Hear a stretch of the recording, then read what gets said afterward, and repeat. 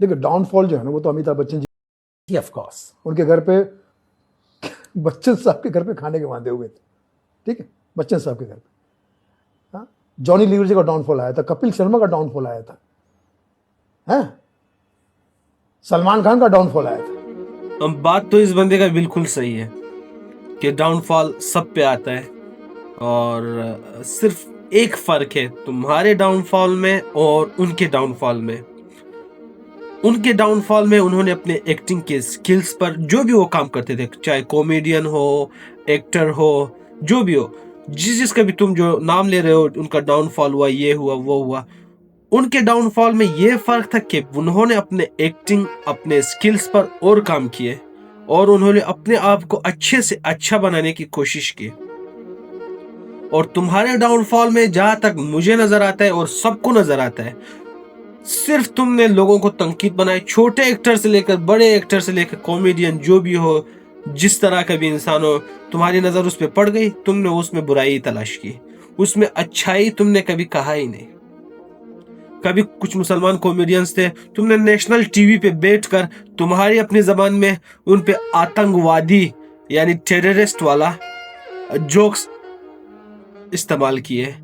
तो बेसिकली मैं भी अभी तनकीदी कर रहा हूं तुम्हें, लेकिन हकीकत है, जो इंसान बुरा है उसे बुरा ही कहना चाहिए। तुम दरअसल ना एक अंदर से तपे हुए इंसान हो, तुम्हें कोई अच्छा नहीं लगता, तुम्हें खुद अच्छा नहीं लगता, तुम खुद यानी तुम्हें अपने आप से जो है ना नफरत है, ऐसा मुझे लगता है।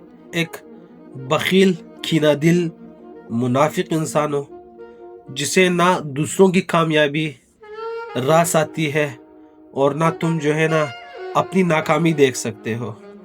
दिल हमेशा अपना साफ रखो, मंजिल हमेशा आसान मिलता है। उसका साथ क्या हुआ, उसने उसको क्यों मिला, उसको नहीं मिला, मुझे क्यों नहीं मिला, ऐसी बातों से अल्लाह बिल्कुल नाराज रहता है। अल्लाह के इंसानियत ही इस चीज के लिए नहीं है। तुम इंसान बनो पहले। तुम्हारा रूह भी जो है ना तुमसे बेजार हो गया होगा कि यार ये बंदा क्या, नाखून तो तुमसे कटा नहीं जाता। तुम अपने नाखून तो जरा देखो, खुद पहले साफ रहो, इंसान बनो, अपने रूह को साफ करो, उसके बाद ताकि तुम इस पे तनकीद करो, उस पे तनकीद करो। इंसान जो कुछ भी करता है ना, पहले खुद से ट्राई करना चाहिए। मेरे घर में अगर कचरा भरा हुआ हो, मैं जाके बाहर रोडों पे सफाई का काम करूं, तो इसका कोई मायने नहीं बनता। पहले मैं घर को साफ करूंगा, फिर बाहर का सोचूंगा। तुम पहले खुद पे काम करो, पहले खुद को सुधारो, पहले खुद इंसान बनो, फिर जाकर लोगों पे तनकीद करो कि उसने ये किया, इसने वो किया। और तुम्हें जो भी पॉडकास्ट पर जो बुलाता है, वो सिर्फ तुम्हारी इन्हीं हरकतों की वजह से बुलाता है। तुमने ये सोचा है, जब कपिल शर्मा को कोई पॉडकास्ट वाला बुलाता है कि आओ उससे कॉमेडी की बातें सुनने के लिए, उससे जिंदगी की लाइफ लेसन लेने के लिए, यानी यार तुम्हारे साथ क्या हुआ, तुम कहाँ से उठे, कहाँ जो तुम थे, तुमने अपनी जिंदगी की मुश्किलात कैसे गुजारे। कपिल शर्मा का कितना बड़ा वाकया हुआ था, उसने फिर भी खुद को संभाला। तुम्हें किस लिए बुलाते हैं? तुम्हें इसलिए बुलाते हैं कि आओ इसके मुंह से कुछ लोगों की तनकीदात सुनते, कुछ जंजाल पैदा करते, इसके बारे में कुछ कहेगा, उसके बारे में कुछ कहेगा। उसके बाद तुम खुद भी लोगों की नजरों से गिरते हो, तुम्हें तुम्हारा काम भी गिर जाता है। और जब तुम्हें कोई थोड़ा सा भी प्यार म्यार दे दिया, तुम उसे डैडी डैडी कह के पुकारना शुरू कर देते हो। ये सबसे बड़ी मुनाफिकत है।